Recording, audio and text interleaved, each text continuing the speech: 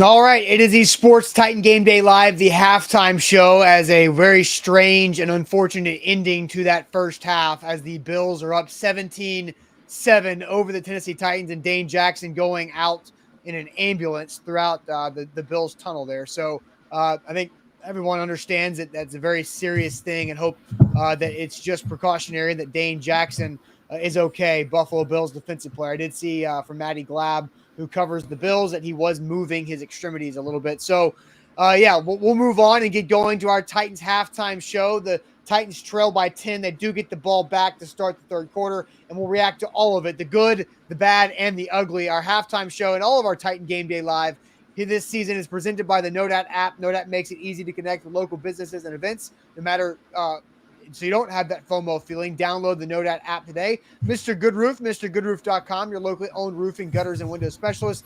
Buddy Allen Carpet One, always giving you free in-home measures and estimates at Buddy Allen Carpet One Nashville.com. Crumble cookies, made fresh daily and rotating flavors every week. Download the Crumble app and also download the BetMGM app with our code ATOZ Sports. You get a risk-free bet up to $1,000 with your first bet. Zach, I'll let you start.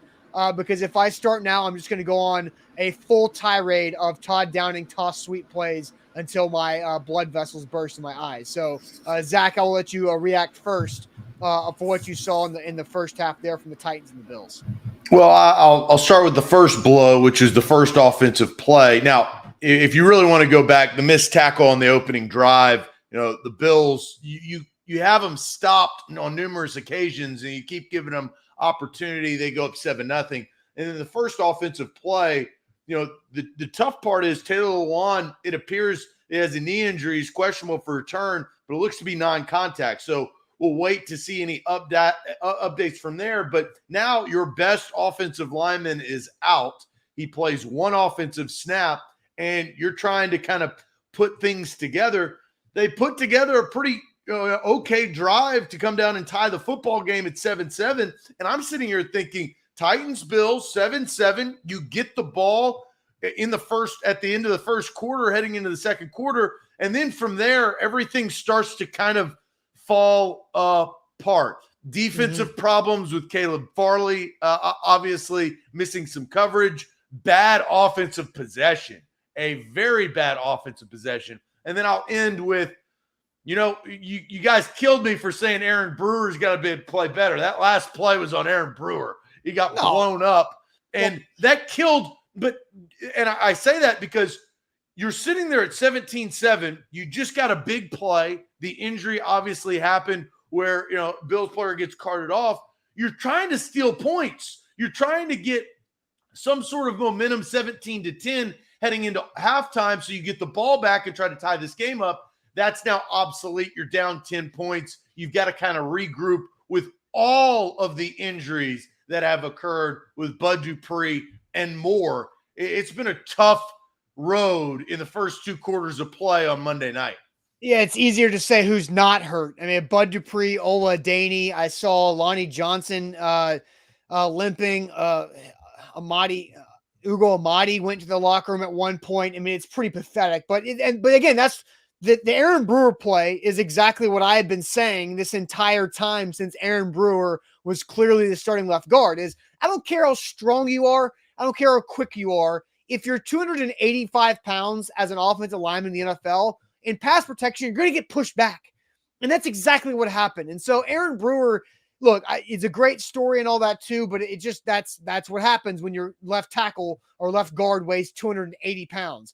But again, it single-handedly killed that last drive. Oh, yeah, and Todd Downing single-handedly killed the second quarter.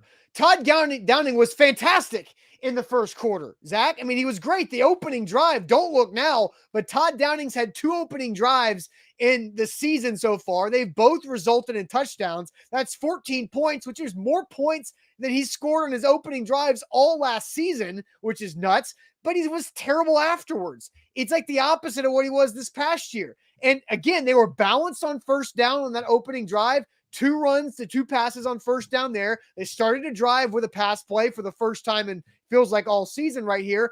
But then I don't understand why the Titans continue to attempt Derrick Henry toss plays. It makes no sense to me. It worked one time, and Derrick Henry scored a 3-yard touchdown run. Worked one time. But tonight, they've run it 3 times. It's lost a total of 8 yards, one for -4, one for -1, another for -3, and it put the Titans offense in a terrible situation. If you take out those 3 runs, Zach, from Derrick Henry, then he's got 5 carries for 20 yards. But now he's got 8 carries for 12. It's pathetic, and they continue to go to it, and it's not working. Jeff Swain can't block it. Lawan's not even in there. They got Dennis Daly in there trying to block it. I don't get it. It makes no sense. It hasn't worked for 3 years. Why are they doing it 3 times in the first half? Yeah, and look, the momentum has swung. Those are the type, and what you're talking about is that the drive where they punted 3 plays, Derrick Henry right tackle, Derrick Henry left tackle, and then Tannehill short pass to Haskins for no gain, and then they punt. That didn't take up any amount of time, and you ran the ball twice, and then you give the Bills the ball back, and that's been the issue. The Bills have had long, sustaining drives that had ended in points, and one of their drives should have ended in points, but it was downs, right?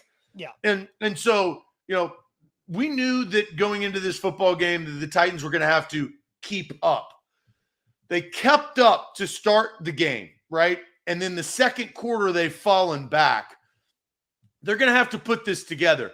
Traylon Burks, we've talked a lot about the negative. You're down by 10. Yeah. You're a 10-point dog anyway. You get the ball to start the third quarter. How do you come out here and get any sort of points on the board to cut to a one-possession game? Your defense has proven that in tight situations, they can step up. Consistency has been their problem. But offensively, you got to continue to get Robert Woods involved. I loved that screenplay if Ben Jones doesn't tug on the face mask, and because Woods got upfield. You got to get your guys going. But let's also say this. If Ben Jones doesn't get Matt Milano's face mask, then nobody loves the screenplay. Well, you don't know that. That's an ifs and buts. Matt Milano would have made the tackle that's an assumption, Austin. Zach, did you see what happened there? Matt Milano was right there in position, and Ben Jones grabs a face mask that allows Robert Woods to go right by him. And it was inadvertent. It was inadvertent. But Robert Woods has got to be a part of this offense. He has got to be – Robert Woods has got to be – just like Stephon Diggs is a key part of the Bills' success in the first 2 quarters of play. Yes. Traylon Burks, we've seen a good amount of him, which I think we all like. But Robert Woods has got to be a part of this too. No, I agree. And the Titans passing game has looked good until it didn't, right? And the problem is, Tannehill started off, pretty hot there on that opening drive. A nice throw to NWI, nice throw to Hooper after a couple good throws to Burks there. They had some things going, but in the second quarter, it all halted. It's like the Buffalo Bills figured out how to pressure Tannehill, and then the bad run plays early in downs hurt them and made them play catch up. It felt like the entire second quarter, it was 2nd and 15. Did it not? From penalties or whatever reason, the Titans were behind the sticks because of the toss plays to Derrick Henry and then a face mask penalty to Ben Jones. It's pretty, I don't understand why they do the dumb things that are avoidable, right? Yeah, well, their offense is not balanced without their featured back running and really changing the defense's tendencies. And when Derrick Henry is not doing that, which he has not done that enough in the first 2 quarters of play, then it really, I feel like it gets Todd Downing off kilter because he either tries too hard, and you referenced the toss plays of force-feeding Derrick Henry, or it's like he goes back against what he's seen works. Todd Downing, as you said, which I don't think I've ever heard you say, was fantastic in the first quarter. Yeah, and I felt like he was very balanced, and he had minus the first toss play. He was great in the first quarter. Right. Okay, that's fair, but he gets away from that. And you've got to get look, Austin Hooper, I was pleading for that in the pregame. That was a great play that you got off Austin Hooper across the field for a first down. I thought that was big. So all of these things he's got to kind of put together, but it starts with the opening drive of the third quarter to get them back within a one-possession game. These Bills fans aren't going anywhere, Austin. They're just going to get louder and more drunk. Let's just be honest. And I was honestly curious to see how the Bills fans and the Bills defense would respond to the Dane Jackson ambulance injury and situation, which is very scary. And we hope we get an update on Dane Jackson as well. But all right, let's go ahead and do this. Let's ask everybody, what is your, excuse me, what is your confidence level in the Titans winning this game down 10-0? I'm sorry, down 17-7, down 10 points. What's your confidence level in the Titans winning this game in the second half, a 1 through 10? So, Zach, I'll send you to the chat to see what people are thinking. We're supposed to be trying to give away free donuts if Derrick Henry gets over 100 rushing yards via Fox's Donut Den in Green Hills. Right now, Derrick Henry just 12 yards in the first half. Again, the toss plays from Todd Downing not helping out that number. But if Derrick Henry has a miraculous second half and gets over 100 yards, everybody gets free donuts at Fox's Donut Den in Green Hills, right on Hillsborough Road, next to Hillsborough High School, tomorrow all day. Just mentioned that the King went for 100, and you can get your free donuts there at the Donut Den. So we'll catch up on the postgame show to see what happens there. But Zach, I'll send you to the chat. I think there were 330 comments when I asked the question. So good luck sifting through them. Yeah, a lot of low ones. Monsoon says 2, Dustin 0, Alex 1.5, Cameron 1, Kendrick 3, Joey 1, Dylon 2, -1 from William Young. DJ says 2, 3 from Bama Brad, 0 from Clint. Only Memphis goes 5. That's the highest one until John Michael Presley comes back 6.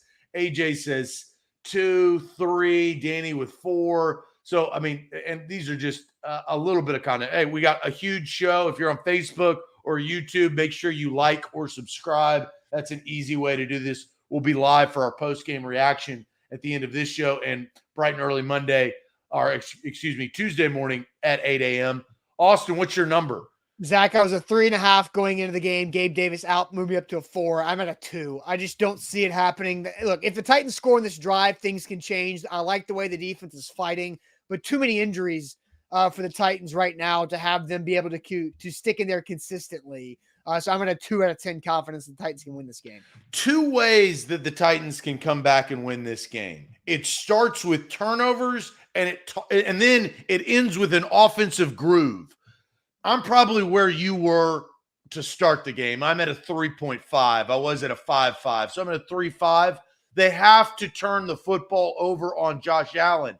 They've got to disrupt him. A forced fumble or an interception, a pick six can change and swing this momentum.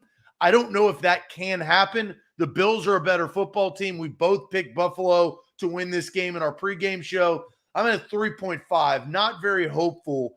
As you know, the ESPN broadcast has been atrocious. They're just trying to get everybody to watch the Eagles Vikings, which for some reason I don't understand. Bad job by ESPN and these play-by-play announcers. Yeah. I hope we have less injuries in the second half. Yes. You got to set a tone with this drive. You got to go down there, get Derrick Henry rolling and some of your wide receivers. All right, second half getting going. Thanks to our sponsors, the Nodat app. Download it now. MrGoodRoof.com, Buddy Allen Carpet One, Nashville.com, the Crumble Cookies app, and the BetMGM app. We'll see you guys for postgame. Enjoy the second half.